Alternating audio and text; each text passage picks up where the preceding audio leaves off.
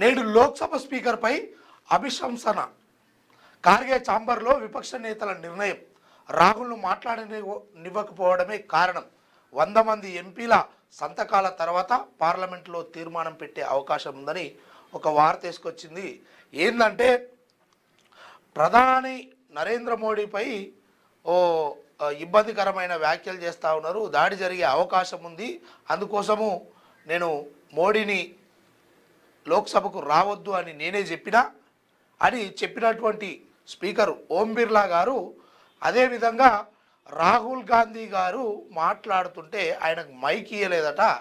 ఆ మైకుకు సంబంధించినటువంటి విషయంలో మీరు ఇరు పార్టీలను సమాంతరంగా చూడాలి, కానీ ఇట్లా మా పైన కక్షపూరితంగా ఇట్లా మైక్ కట్ చేయడము, మైక్ ఇవ్వకపోవడము మీ ఎంపీలందరికీ ఇస్తారు కానీ మా వాళ్ళకి ఇస్తారని, అందులో మెయిన్గా మా ప్రధాన నాయకుడు మా రాహుల్ గాంధీకి ఇవ్వకపోవడం వల్ల ఇదంతా చర్చ జరుగుతుందని ఇక ఎట్లయినా అవిశ్వాస తీర్మానం పెట్టాలి అని అనుకుంటుర్రు. అందులో భాగంగా ఖర్గే నివాసంలో కలిసి వాళ్ళందరూ చర్చించుకుర్రు పెట్టాలా వద్దా అనేది. ఇంకా ఏదైతే కొలిక్కి రాలేదు, ఇక చూసుకుందాం.